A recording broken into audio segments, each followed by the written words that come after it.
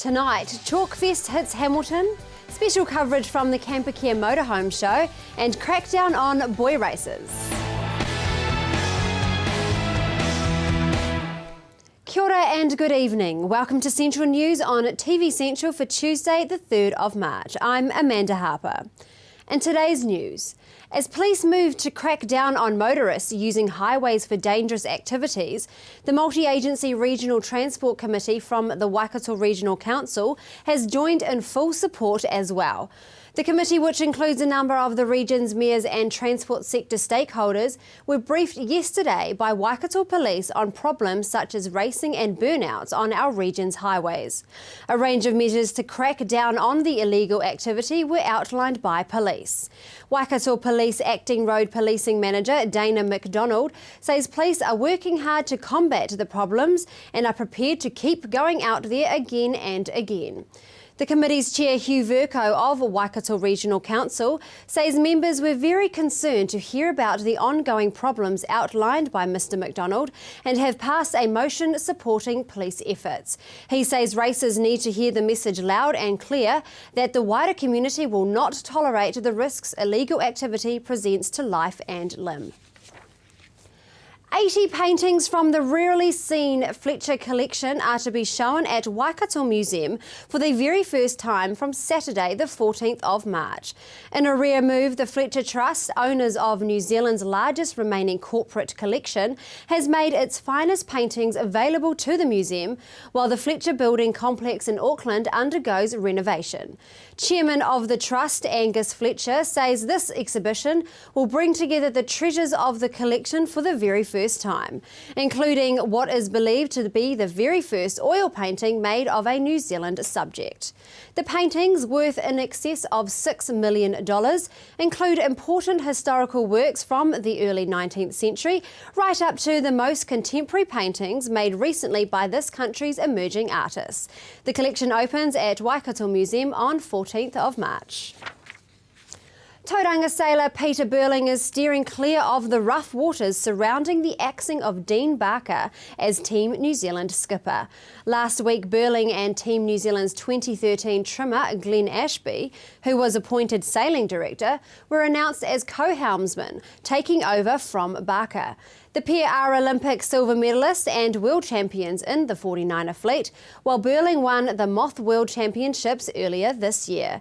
They remain one of New Zealand's strongest medal hopes heading into the 2016 Olympic Games in Rio de Janeiro.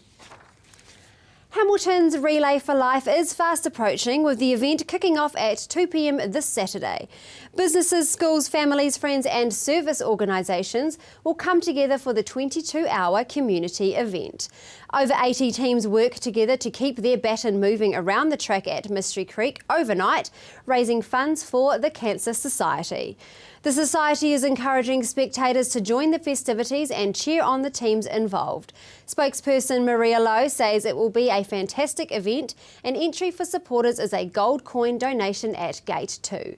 She says Relay for Life has a fantastic feeling of community spirit and provides a unique opportunity for us to unite and fight back against cancer. And now for our region's weather. Hamilton tomorrow, expect cloudy periods with light winds, high of 26 and low of 14. The rest of the Waikato will be mostly the same. Paeroa at 25 and 16 low, Matamata at 23 high and 16 low, Te Awamutu at 26 and 14, Tokoroa at 22 and 15 low. Tauranga, expect cloudy periods with light winds, high of 24 and low of 18. For other parts of the bay, cloudy periods with light winds as well. Te Puke, expect a few showers near East Cape, turning to rain from afternoon. Your high is 22 and overnight low of 17. And for the marine forecast, on the west coast, Raglan, a variable 10 knots in most places. High tide is at 10:45 p.m. And on the east coast, a variable 10 knots. High tide will be at 6:49 p.m. Coming up, Chalkfest in Hamilton.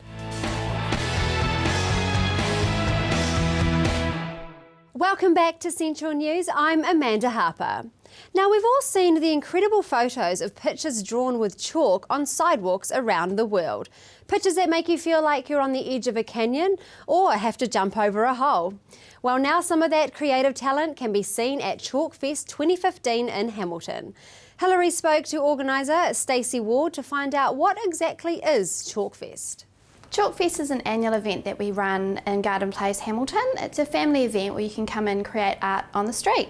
So we take registrations and it's lots and lots of fun. There's a DJ, entertainment, we provide all the chalk and it's really just a great family day out. Chalkfest is happening in conjunction with Children's Day in Garden Place.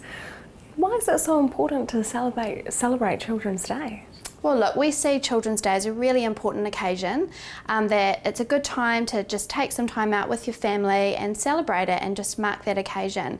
And it's really great because Hamilton celebrates it in a really effective way by making it completely family friendly and with no admission charges whatsoever.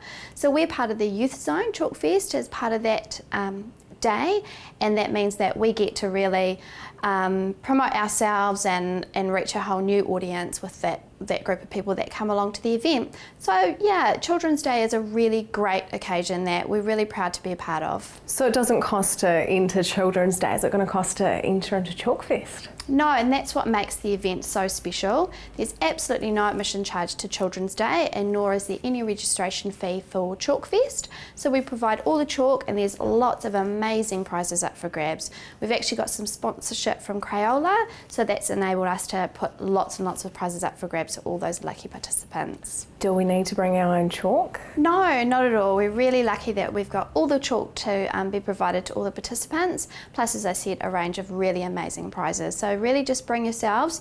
Hopefully it's going to be a sunny day, so sunblock and a hat, and come in and join the fun. Can you tell us what some of those prizes might be?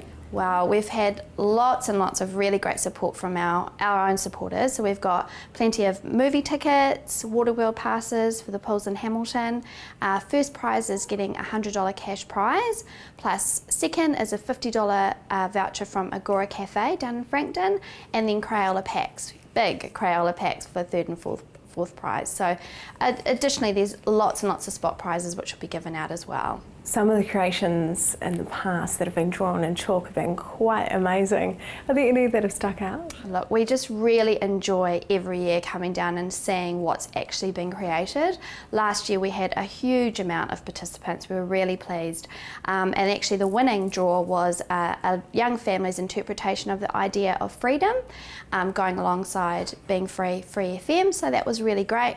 But we've also had some really good depictions of the Waikato Chiefs insignia, lots of different things, and obviously there's always the Tinkerbells and the Batmans and the Spider-Mans as well that come along with the smaller participants. But it's really exciting for us to see all the different imagery that can come out of this event. It's been going for many years now. Is there something that you look back over the years that really stuck out and made you go, wow? Yeah, I think the thing that most excites us is when families come together and put their heads together and come up with something really amazing, and they actually fill the entire square. So each participant is given an allocated amount of space to draw in, and a lot of them actually fill that entire square with lots of different colours and imagery, and it's just fabulous to watch the families come together. And what if someone wants to draw but doesn't want to compete? Is there a category for them? Yeah, absolutely. This year we're introducing a free draw area. So that's going to be at the very top of our event, right next to our professional artist Alex McLeod. That's coming along to do a big demonstration, and next door to that there'll be a free area where you can come in, do some drawing with chalk provided, but not necessarily have to be within the judged area. So that's a really good provision for people that just want to come in and take part and maybe don't have the time to come and do a proper piece of art, so to speak.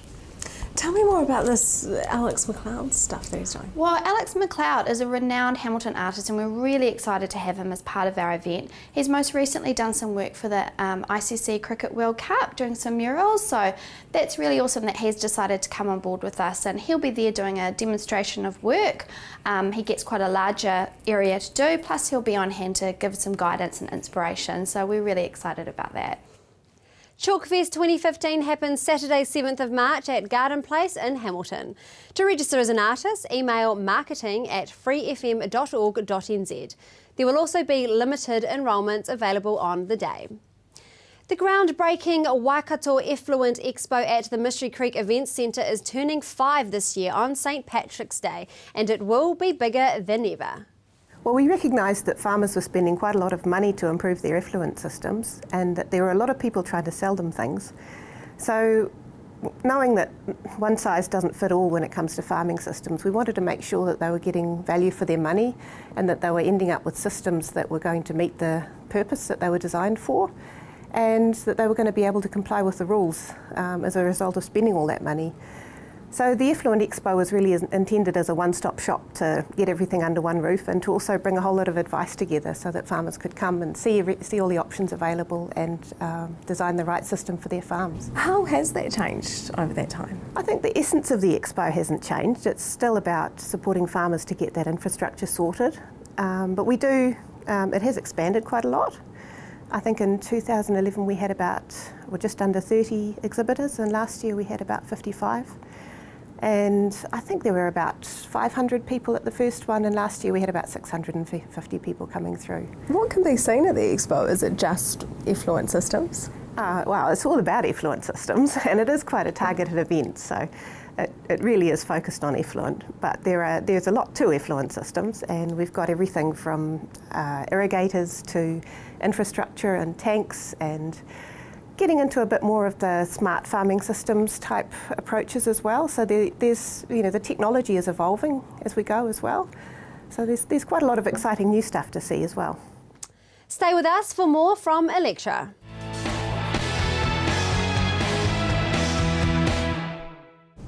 What do you mean by smart farming? Well, I think the way that farming is evolving is to really measure what's going on in the farming system a lot more. So to measure nutrients and to work things out a lot more on a per paddock basis. And there are a lot of developing tools and technologies for that, so that you really know what's going on in your system and you're measuring that. It sounds all very scientific. It is. It's very exciting too, because it gives you a lot more knowledge about what's going on in the farming systems. Why is the expo so important, not just for farmers, but for the environment? Well, there are a lot of new developments. I mean, as you say, the technology is always evolving, and there are a lot of exhibitors who are quite keen to show off their new toys. And I can't really go into all of those ones, but you just have to come along and have a look. One of the things that's really exciting for us as a council is the development of the Warrant of Fitness system that Dairy NZ has been pushing, and they've overseen the development of that and the accreditation. And it's a great setup because it's really it's like a building assessment pretty much for your effluent system on your farm. And it's not a pass-fail system. It's really quite a in-depth assessment of your whole setup, and whether it works and whether it doesn't. It includes things like flow rates and all of those things that we can't really go into when we go on farm. So it's we're really happy, and we recognise the validity and the robustness of that test. And I know that Dairy NZ's giving away 5 free Warrant of Fitnesses at the expo, so come along to their stand and you'll go in the draw to win one of those. The Warrant of Fitness, are there any moves within local government or central government to make that a mandatory thing?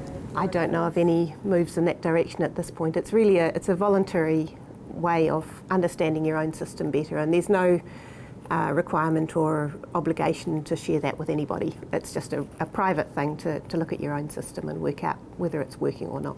We have seminars that are relating to nutrient management as well.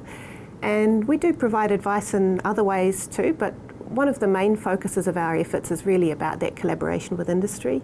So a lot of what we do is behind the scenes, and things like the farm menus is probably a good example. So agreeing on best practices, agreeing on the messages that we want to deliver to farmers, that's probably one of the main areas that we emphasise that.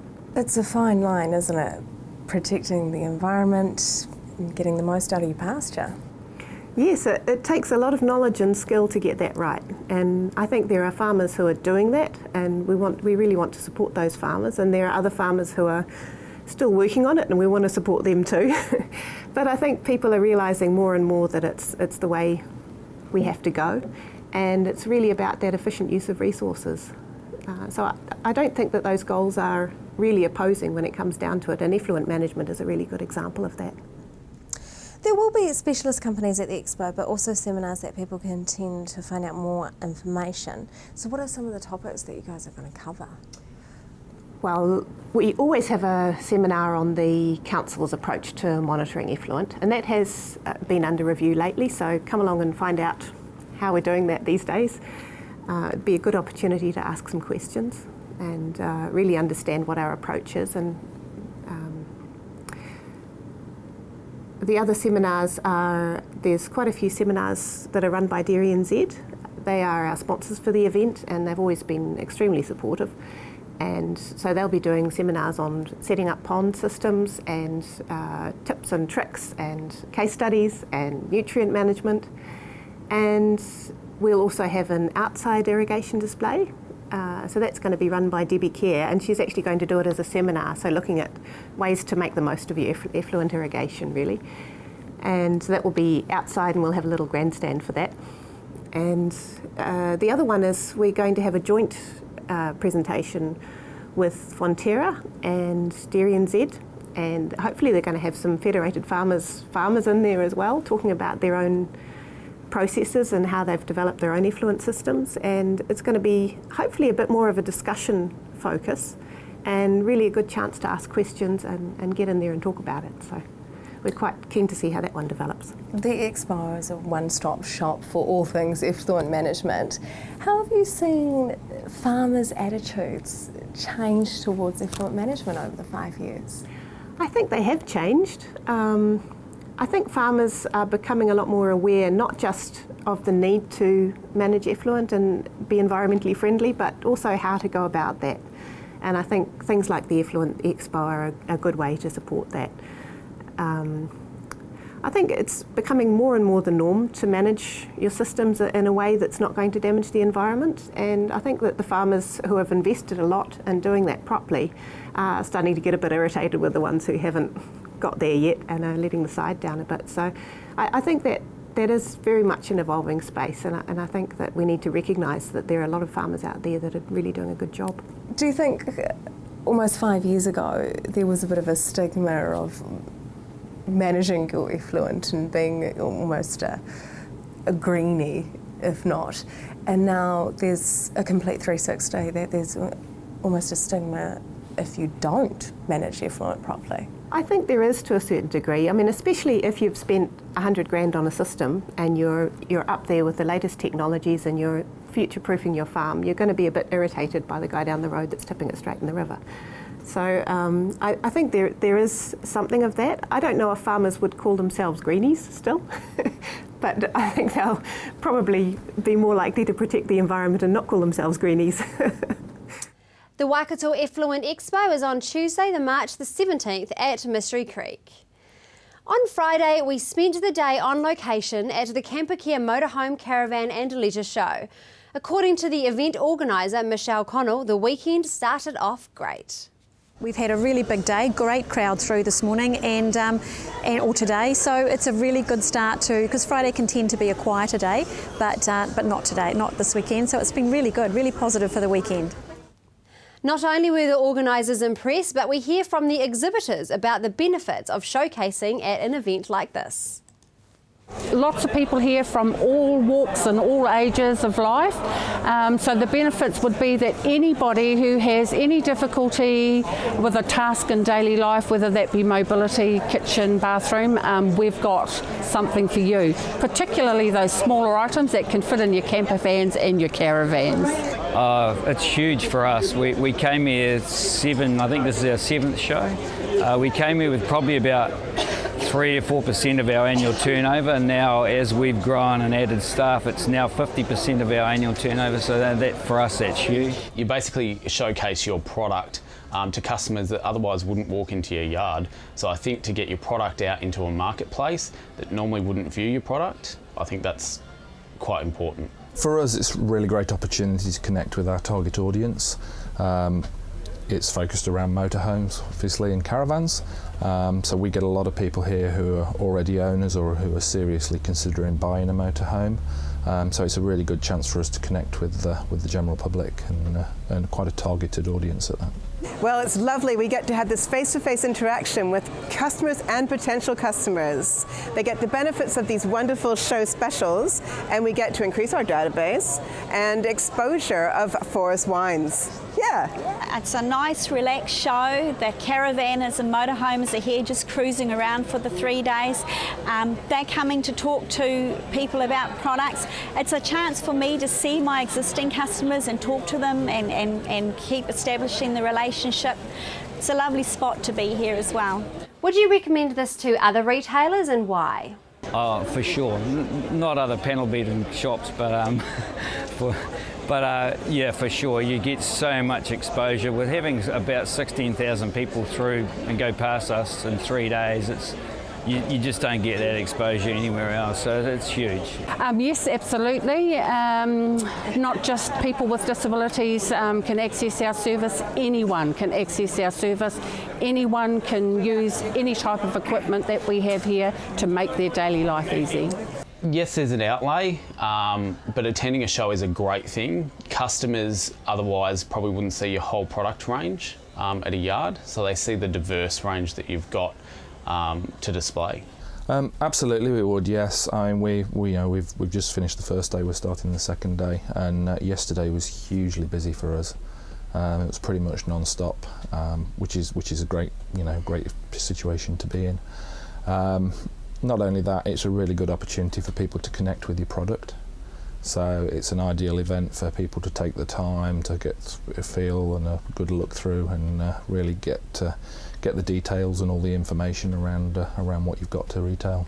Yep, I would recommend it to other retailers. Like I said before, nice cruisy atmosphere. People tend to not zoom through, they mill around and have a good look around.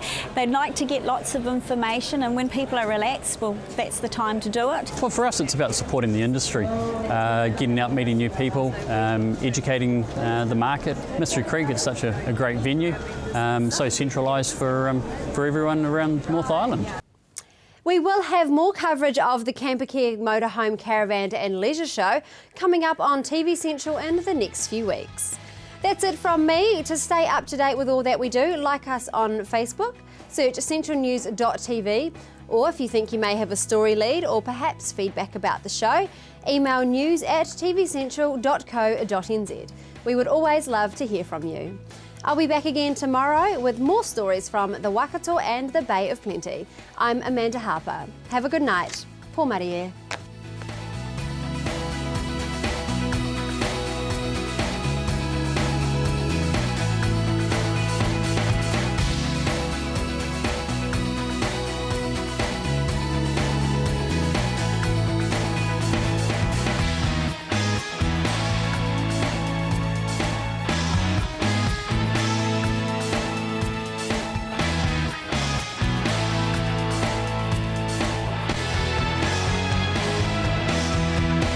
This has been an Alpha Media production, a division of Television Media Group. Supporting local content so you can see more of New Zealand on air.